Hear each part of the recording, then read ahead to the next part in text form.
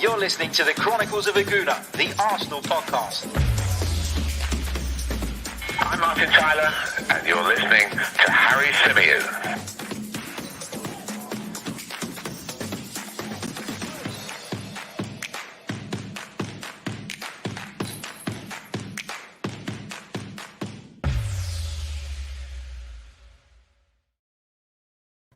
Hello and welcome back to the Chronicles of a Gooner. Hope you're all well.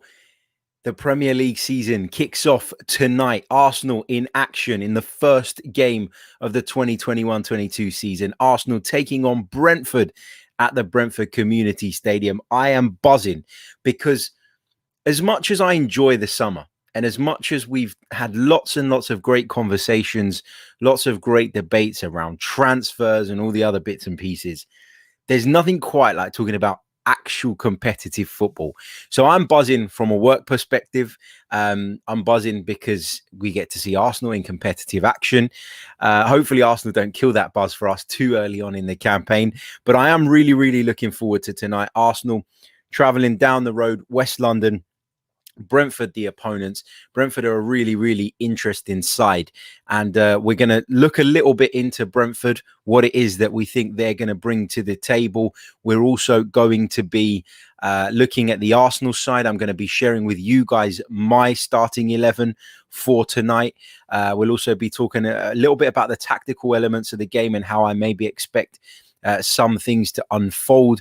Going to take, of course, your questions and comments from the live chat, which is always great fun as well. So really, really looking forward to this one. It's our first official preview show of the season, and thank God. Right, let's say a few hellos. Hope you are all well. Let's say hello to Josh, to Omar, to Inter, to Syed, to Colin, to Gare, to Lewis, to Louis, to Stilton Avenger, to Matt, to Lijo Jacob. Hope you guys are all well. Craig Tanner, etc., etc. Everybody in the live chat. Hope you guys are all well. A couple of you asking in the chat, first off, if there is going to be a watch along for tonight's game. Unfortunately, there isn't.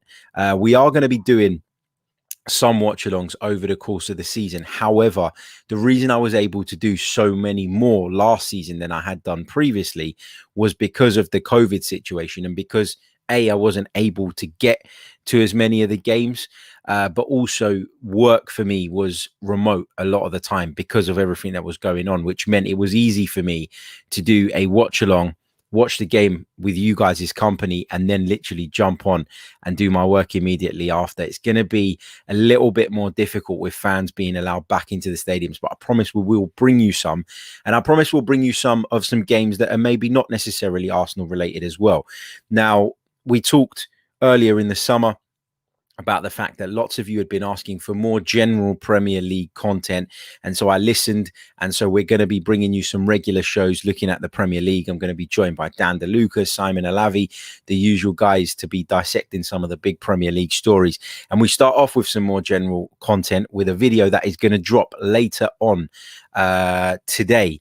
So stay tuned for that. Am I going to drop it today or am I going to drop it tomorrow? You know what?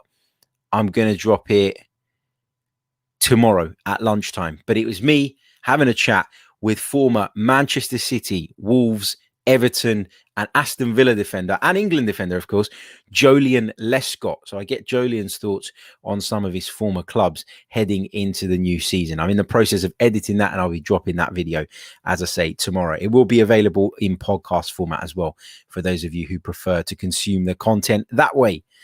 So Arsenal versus Brentford. Let's talk a little bit about Brentford first up. I'm a big fan of Brentford and I'm a big fan of the way they've gone about their business. I really admire the way they've climbed up the football pyramid. I had the pleasure of going and reporting on a game at Brentford's old stadium, Griffin Park. It was the start of, not last season, but the season before. And I remember coming away from that game. And I remember making a phone call to a friend straight after. And I talked about how confident I was that within the next couple of years, Brentford would be a Premier League side. You go there, you get a really nice feel.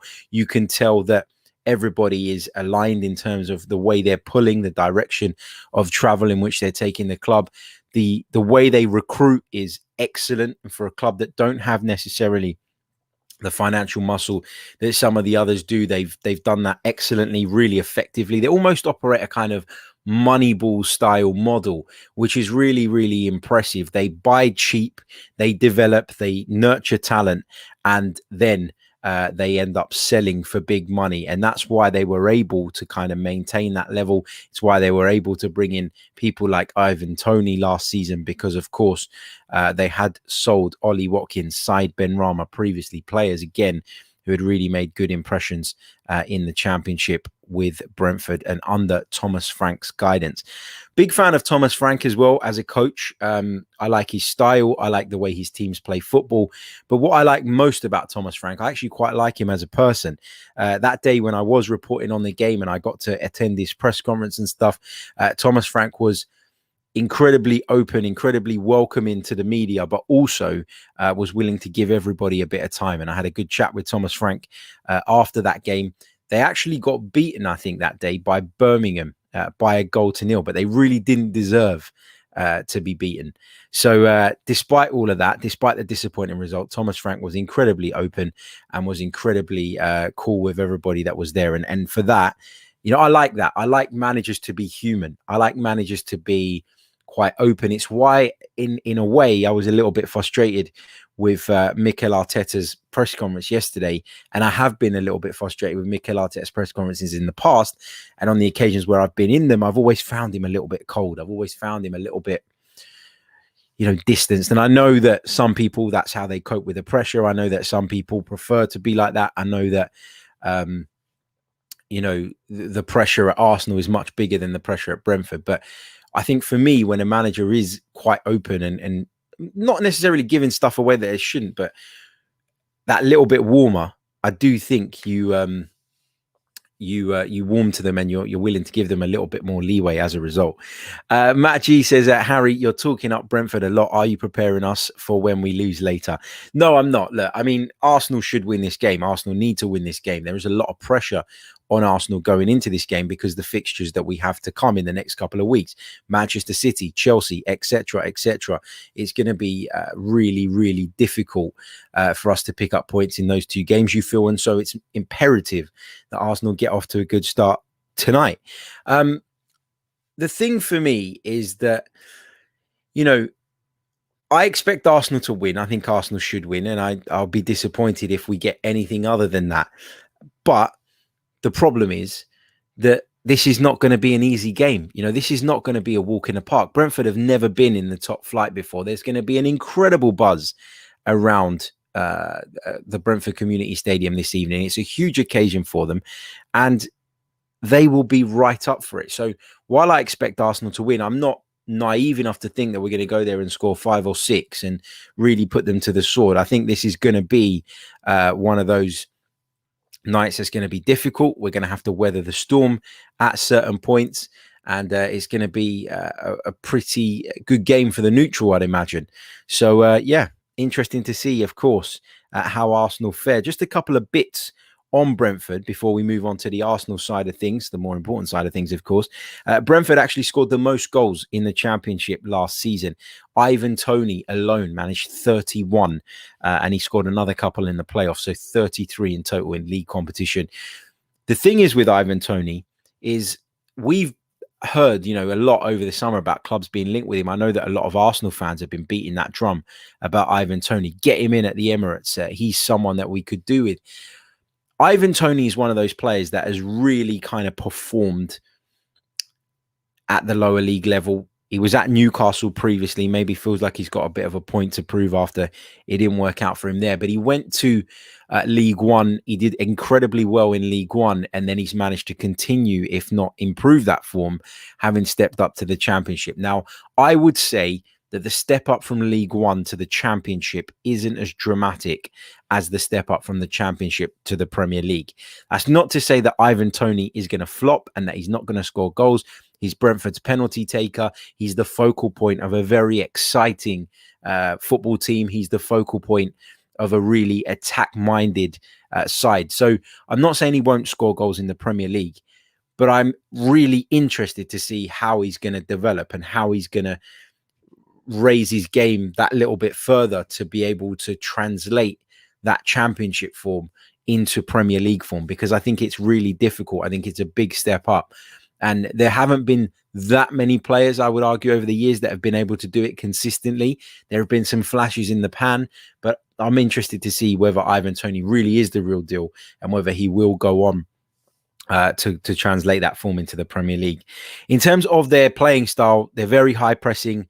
Remind me a little bit of Marcelo Bielsa's Leeds. Obviously, there are differences to the way that they play, but there is a few similarities as well. I'm interested again to see whether Thomas Frank decides to slightly change that and slightly adapt that approach for the Premier League, or if he feels that he can go into this top flight playing in exactly the same way. One thing to note, they did have the worst defensive record among the promoted sides, and that will, of course, need to improve if they're gonna survive. Now, I genuinely do wish them all the best after tonight, because I do like Brentford. I like what they stand for. I like the way they've gone about things. But obviously tonight it's all about the Arsenal. Players to watch out for. David Raya, the goalkeeper, is someone that Arsenal have been linked with quite a bit. You look at Brian Mbeumo, a player I really like. I've mentioned Ivan Toney as already. Christopher Ayer has joined from Celtic, very good centre-half. And, of course, Josh De Silva, former Arsenal man. He's in the squad normally, but he's out injured tonight, so we're not going to get a look at him. So that's where we are on Brentford. I'm getting some notifications from you guys telling me to check Fabrizio Romano's tweet. So let's do that while we're live. It would be typical, wouldn't it, for a big bombshell to drop while I'm live and have a show already prepared talking about other things. But let's see what we got. Here we go. So Fabrizio Romano says Arsenal are prepared to make a bid to sign Martin Odegaard on a permanent deal. He's always been Edu and Arteta's priority as number 10. Once Real Madrid gives the green light, Arsenal will submit the proposal. Aouar is also on the list, and Maddison has never been close. So Arsenal considering that move and preparing, according to Fabrizio Romano, that bid for Martin Odegaard. We'll talk a little bit about that later on, because for me, I don't really want to get caught up in the kind of transfer circus today. I really do want to focus on the actual football. We're going to be bringing you a live show late tonight around about 11 o'clock, reacting to the game and analysing that game, or giving a bit of a raw reaction to that game. And on Saturday morning, we'll be bringing you that tactical analysis.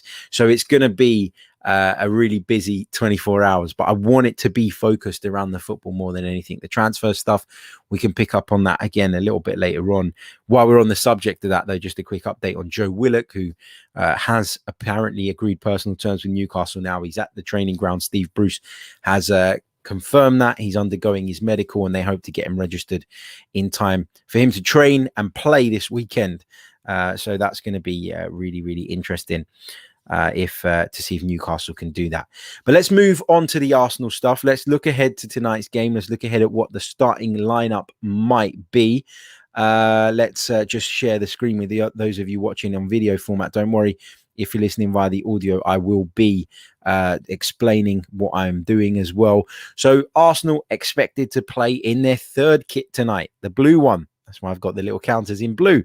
But we're going to discuss what I think the lineup should be, what it might be, what it could be. I'm going to be getting your thoughts as well from the live chat box as well. Before we do that, though, I just want to quickly remind you that this podcast is brought to you by Manscaped.com. So for all your male grooming needs, head over to Manscaped.com. Check out their fantastic range of products. Get involved and use our discount code, which is 90min20. You'll save yourself 20%, as well as get free shipping on your order. So you stand to save yourself a fair bit of money, and I promise you, your partners will thank you. Manscaped.com, we thank them, as always, for their very kind sponsorship. So let's start running through this Arsenal team then. Well, in goal, we haven't really got much choice because we don't have anybody else competent enough, in my opinion. And so Bernd Leno will undoubtedly be Arsenal's goalkeeper this evening. The German is very clearly the number one, and as we've already discussed on multiple occasions this summer, we don't have much else in that kind of position. I don't think anybody trusts the other options that we have. I don't think anybody really feels that the alternatives at Mikel Arteta's disposal are good enough to come in a game of this magnitude. So Bernd Leno is an easy choice at in between the sticks. Moving to left back, that's an easy choice as well. Kieran Tierney, a player who we missed so much at various points during last season through injury, and it's great to see him back fit, and hopefully that continues, and hopefully we can see him put a real run together this season. I think he makes a massive difference to this team. He gives us so much going forward, but he also brings plenty of stability going backwards as well. A real good all-round fullback. And fingers crossed, we see much more of Kieran Tierney this time around. I think at centre-back, I think ordinarily I'd have chucked Gabriel in there, but of course Gabriel is unavailable. He's one of three players. Gabriel, Thomas Partey and Eddie Nketiah are all unavailable to Mikel Arteta tonight. So I expect, being left-footed, Pablo Mari to start on the left side of our defence, and I expect Ben White to start on the right. Now, at right back, there's a decision to be made, I think, here. This is one of the positions that there is a bit of debate around at the moment. We've talked a lot throughout the summer about the need to maybe improve in that area and bring in another right back. But I've also talked about the fact that given the number of players we have at right back right now, it just feels like Mikel Arteta can't do that. So the options are Chambers, Bellerin, Cedric, Ainsley Maitland-Niles even. And I think I'm going to lean towards Callum Chambers. And now this is my choice. I actually expect Hector Bellerin might play. Unless something's happened in the last week that has meant he's edged closer towards a move, or Callum Chambers has really impressed in training. I actually think that what you're going to see is you're going to see Callum Chambers. I actually think that you might see Hector Bellerin, my apologies, come in at right back. But for me, it's going to be Callum Chambers. And I'll explain why in a little bit. Moving into the midfield, for me, it's going to be Granit Xhaka. I think he's one of the first names on the team sheet under Mikel Arteta. Like him or loathe him, that's the way it is. And of course, the selection next to him is going to be an interesting one. I think a lot of people would like to see Albert Sambi Lokonga start this game, myself included. I just wonder if Mikel Arteta will go with the more tried and tested Mohamed El Neni. I think Xhaka and El Neni as a midfield is just not progressive enough. It doesn't bring enough to the table in terms of Arsenal creating, moving the ball forward. So I'm going to go with Lokonga. But again, similarly to the right back position, I wouldn't be surprised if Mikel Arteta had other ideas and went with Mohamed El Neni. But remember, this is my starting 11, not necessarily the one I expect Mikel Arteta to pick. At number 10, I'm going with Emile Smith-Rowe. He was really impressive towards the back end of last season, came in December and really impressed people.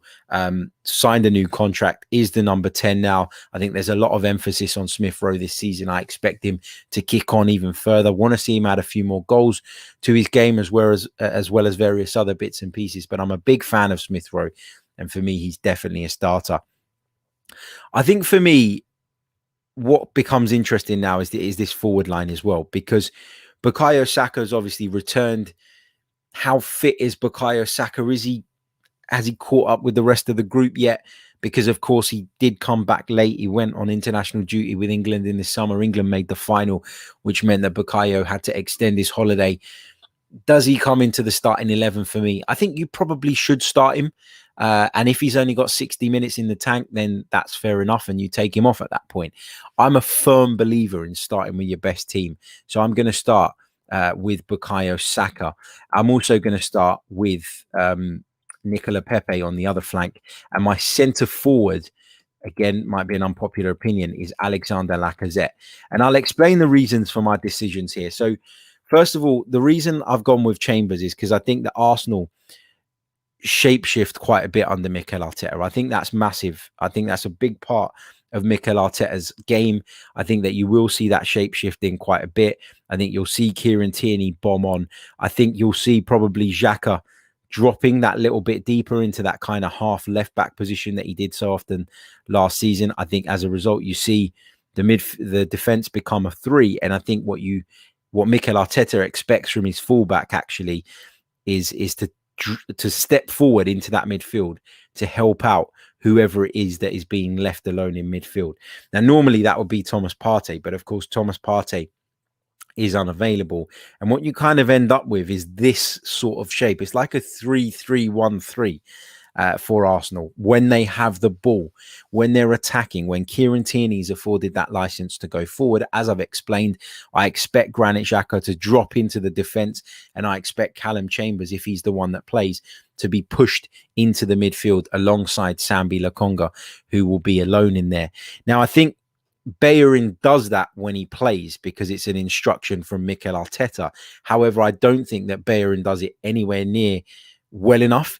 I think Chambers' ability to play in central positions as well makes him a little bit better equipped to do this. But equally, I think when Chambers gets forward, I think he can be quite impactful when he is the one that's bombing on rather than it coming down the left-hand side. I think he can also really do damage in the final third. Ben White told an interesting story about Callum Chambers and the fact that Callum Chambers used to play as a winger, and it actually explains quite a bit as to why he's quite effective in those areas. But I do think when Arsenal are in possession, this is a little bit more like the shape that you will see. So keep an eye on this tonight when the game actually starts, because it doesn't when Arsenal have the ball, it's very rarely the 4-2-3-1 that we see on paper. However, they do revert back to that, of course, when they're without possession, and it looks a little bit more like this again. So interesting to see how that develops, and interesting to see whether that's something that continues into the new season, or whether Arsenal have made some adjustments to that over this summer. I talk about the centre forward position. I've gone with Alexander Lacazette because I just think when Lacazette is in the team, it brings out so much more from all the people in this area, all those players around him. It brings out more from Saka, Smith Rowe, Pepe. I think they all combine brilliantly with Alexander Lacazette in a way that they simply do not combine with Pierre-Emerick Aubameyang. Now, I've left Aubameyang out of this team. And remember, again, this is my team. I actually think, prediction-wise, that Saka will be left out of the starting lineup because he's catching up fitness-wise. And I think the front three will be Lacazette through the middle, Aubameyang from the left, and Pepe from the right. That's what I expect to happen. But I would pick this. I would pick this because I think that these 4, Saka, Smith Rowe, Pepe, and Lacazette, combine brilliantly. And I think the fact that they're all interchangeable, the fact that they're all quite aggressive in the way that they press if you want them to be, and they can be energetic, and they've got guile, and they've got everything for me. I think that's the way to go. Don't expect Mikel to start that way, though. I do think that Aubameyang starts from the left, and I think that Bukayo Saka potentially drops to the substitutes bench because of the reasons I've already mentioned. So let's see what Mikel Arteta decides in the end. But that's my team, and those are my reasons for picking that team. Let me just run through that verbally for those of you on the audio platform. So my team to face Brentford in the Premier League opener tonight at the Brentford Community Stadium is Bernd Leno in goal, a back 4 of Callum Chambers, Ben White, Pablo Mari, and Kieran Tierney. In midfield, I've gone with Granit Xhaka and Albert Lokonga. Emil Smith Rowe will occupy the attacking midfield position for me, with Bukayo Saka from the left, Nicola Pepe from the right, and Alexander Lacazette leading the line. But caveats again, I probably expect El Neni maybe to start in midfield. I probably expect Bellerin to start at right back, given what we saw against Spurs. And I expect Pierre-Emerick Aubameyang to start as part of that front line as well. So that's what I'd go with, but not necessarily what I think Mikel is going to go with. So we'll see how that goes. And you can kill me in the comments for it afterwards, depending on what happens. So yeah, that's my team. Let's get some of your questions in the live chat. I'd love to hear from you guys. Get some of those questions in. Just a quick reminder as well, if you haven't done so already, please do hit that like button. Really want to boost those likes up. It really does help the channel, helps the video get out there to more people as well. We've got 43 likes at the moment, but there's 268 of you watching. So surely we can get that up to 100 sooner rather than later. Don't forget to subscribe to the channel if you're new. If you're a member and you haven't joined the Discord server yet, what are you waiting for? The link is in the community tab. Also, if you wanted to become a member, you can do so by clicking on the link in the description, because we've got some members exclusive content dropping tonight, player ratings shortly after the game concludes. So you might want to jump on board in time for that. Right, let's take some of those questions. Ger McCulloch says score prediction. I was going to come on to that, Ger, but seeing as you're so keen, my score prediction tonight is Brentford 1, Arsenal 3. That is my score prediction for tonight. Brentford 1, Arsenal 3. I think Brentford can be got at. I'm not convinced that we're going to keep a clean sheet at Brentford. I think they might even take the lead. I think that they'll be right up for it. The crowd will be behind them. But I do expect Arsenal to win. I do expect Arsenal to have too much for them in an attacking sense. I want to see Arsenal be aggressive in the way they press high up the pitch. I think we've seen a bit of that this summer at various points. At times it hasn't really worked, but I expect there would have been further work done on it over the last couple of few weeks. So I do expect Arsenal to do that. And I do think that you can get at Brentford if you put them under pressure in the right areas. For all their positives, they're not watertight. They're not particularly stubborn defensively. So I expect Arsenal to have some joy in that sense. But as has been the case under Mikel Arteta so often, it doesn't really matter if you create the chances. You got to bloody take them, because we haven't really taken them too often under Mikel Arteta, and I think that's been one of our big problems. Let's see some of you guys' score predictions. Superfleet says 2-0 Brentford and 1-1 if Arsenal play well. Omar has gone with a 2-1 Arsenal win. Yannick says Nketiah might play. Nketiah is out injured, mate. He's not going to be back till September. So you don't have to worry about that. Let's see what else. Before I continue with the score predictions, Matt says, "Hi, Harry. What happened to that guy that would always ask you random questions like, what did you eat for breakfast? Did you ban him?" No, I haven't banned him. I will only ban someone if they're like constantly abusing people in the chat or myself, and he wasn't abusing anybody. He was just asking weird questions. But no, I've not banned him. Just haven't seen him for a few days. Inter says, let's hope 1-0 Brentford. Why would you hope 1-0 Brentford? You're an Arsenal fan. I'll never get that mentality. I'll never get it. Craig Tanner says 1-1 Arsenal. Sai says that Brentford to score early, then Pepe to equalise, then 2 from Oba off the bench. Side says 2-0 Arsenal. Josh 2-1 Arsenal. Diddley Squat says 3-0 to the Gunners. What else have we got? Wandering Minstrel's gone 4-1 to the Arsenal. Alcup says 1-1. Ivan Toney and Lacazette to score the goals. Peanut butter jelly time, draw 2-2. So some really great predictions in there. And of course, I'll try and... No, you know what? I'm not going to make a note of them because that's bloody long. So you guys remember what your prediction was. And if you get it right on the review show, make sure you shout about it so I can give you guys a shout out. Let's take some of your questions then. Junior Gunner says, after the first 5 games, if we're still playing slow, laboured football with the only source of creativity coming from the fullbacks, surely serious questions have to be asked about Arteta's coaching. Absolutely. I'm not going to say that I will decide whether I want him sacked after 5 games because I don't think that's long enough. But I think you will get a feel, won't you, 5 games in of where we're at if there have been improvements. I think what's really important, though, when kind of setting a time frame like that is that you don't get carried away by the results against Manchester City and Chelsea, who are much superior to us. So I'm going to be making more judgment on the other games. I think you can look at Arsenal in those games, and if they're competitive, great, that bodes well. But I do think it's very key that you don't overreact to those games, because I do expect both those teams to really cause us problems. What else have we got in terms of your questions? Alcup says, what do you really think about the re-signing of Odegaard? I've been on board with it all summer. I really have. It's not fake. It's not me trying to be positive, for no reason. I genuinely do think that Martin Odegaard will be a positive signing for Arsenal. It's clear that he's been the target all along. It's clear that at a certain point, Arsenal didn't think it could be done. And now, as the window is edging towards its latter stages, we're starting to get more and more encouragement that this deal is a possibility. I think he added quite a bit to Arsenal last season. I think a lot of people talked about the Emile Smith-Rowe impact, and that was obviously huge. But I think having someone else who could take some of that creative burden from him actually really helped him.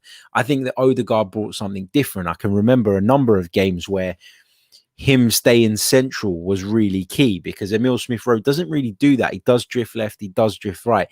And a lot of the time, Odegaard's occupation of the defensive midfielders allowed Arsenal to create room in other places. So I'm a big fan of Martin Odegaard. He works hard as well. Didn't really struggle with the physicality of the Premier League, which was one of my worries when he came in. So I'm actually, quite positive about it. Hopefully Arsenal can get it over the line. Matt says, who's going to take the set pieces? I actually think that Nicola Pepe is probably going to have a crack at a lot of the set pieces this season. He took a fair few last season, corners, etc., etc. But I think he's got a wonderful left foot, and why not? Jay Baxter says, how many goals do you think Emile Smith-Rowe can get this season? I think he could get loads, but will he? I don't know. I think for me, Emile Smith-Rowe's got to be breaking into double figures in the Premier League alone. He has to be, because it's so key that your player in that position contributes and chips in. I think if you can get double figures from Smith-Rowe, you can get double figures from Saka, you can get double figures from Aubameyang, from Lacazette, and from Pepe, then it bodes well. Midfield has been an issue for us with goals.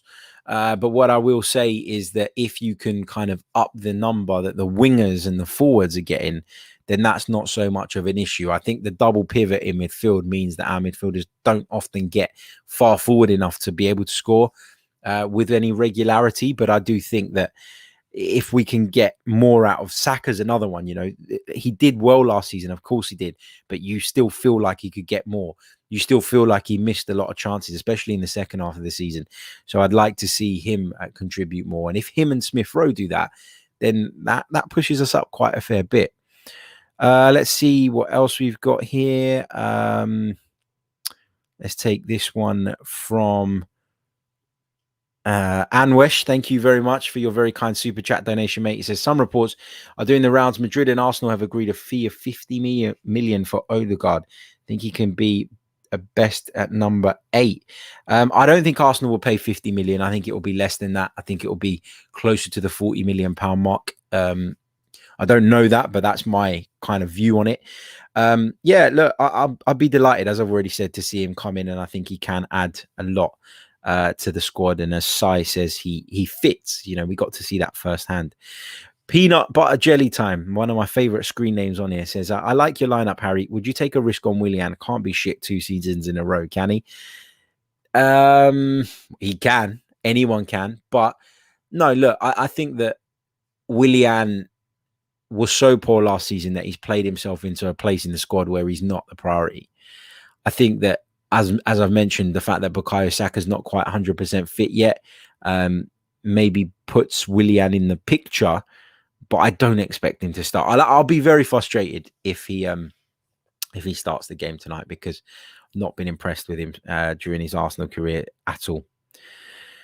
Let's see what else we've got. Sam Rudman says, how far off Champions League football do you think Arsenal are? Well, we were only 6 points off of it last season, which, when you consider it was our worst season ever, is not that bad. So 6 points is not the end of the world. My worry is that some of the other teams around us have done a little bit more in terms of strengthening and have made some significant signings that could potentially make it harder for us to keep up. But, it's not impossible. It's something that we have to be aiming for. Do I think it's going to happen?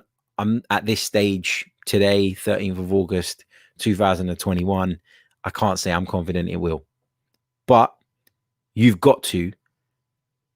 really got to aim for that. You can't aim for less than that. That'd be sort of aiming for failure, in my opinion. But as I've said before, I do think a top 6 finish would be a good season for Arsenal.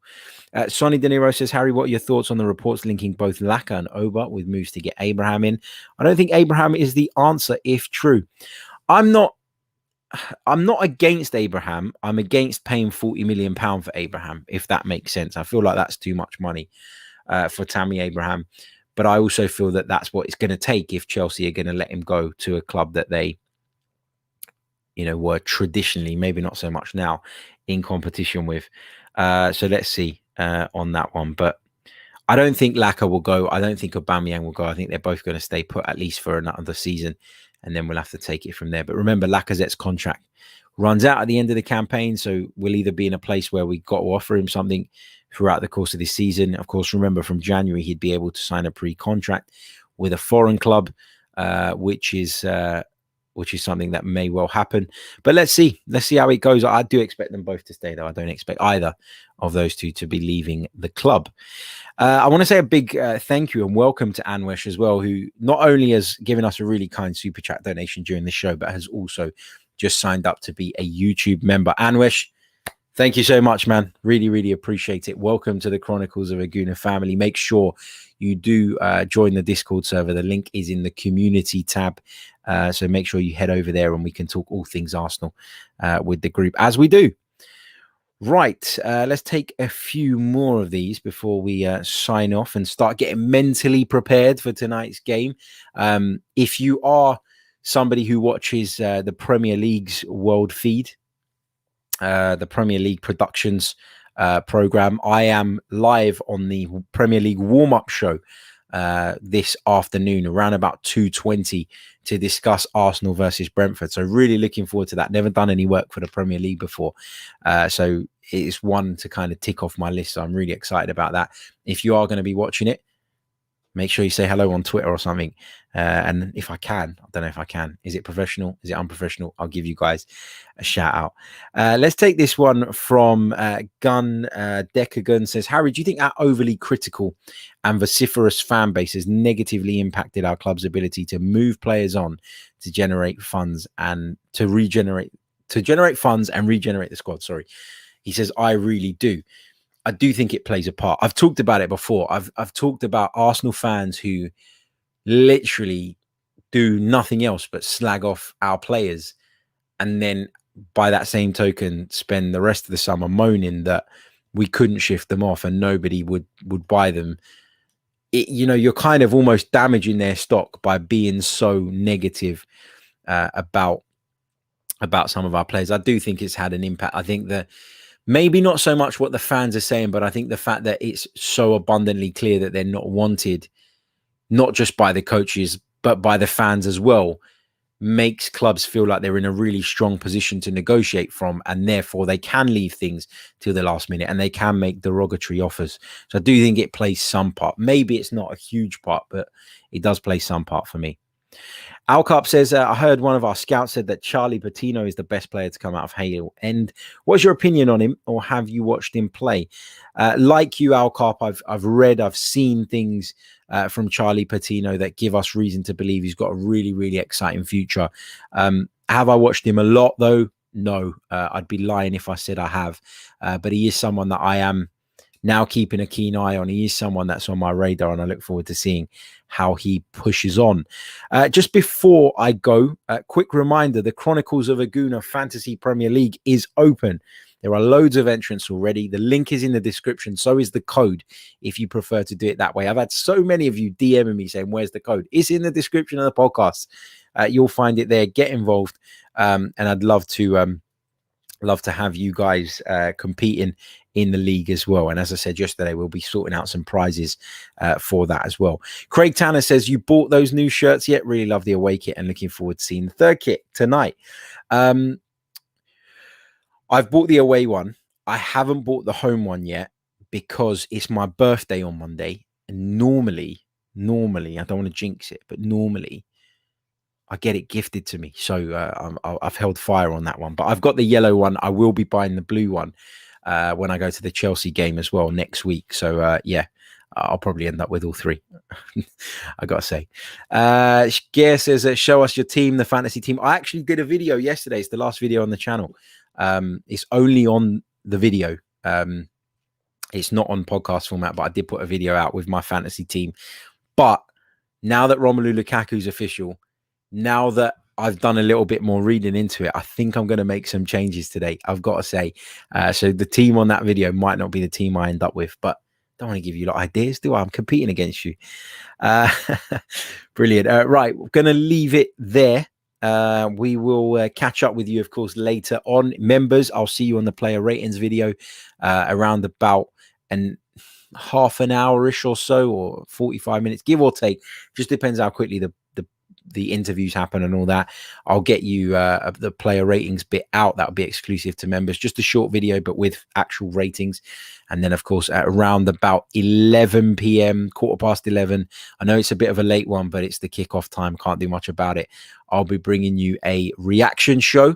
And then, of course, tomorrow, as I said, we'll be looking at things in a little bit more detail, doing a bit of a tactical deep dive into how this one played out. So very much looking forward to bringing you match-related content again. Hope you guys enjoy it as well. Make sure you smash that like button if you haven't done so already. It really, really does help. Over 300 of you watching now, but we've only got 83 likes on the board. Come on, let's at least get it to 100. Like. It doesn't cost a thing. Get involved, and I'll catch you all very, very soon. Until later, take care. Ciao.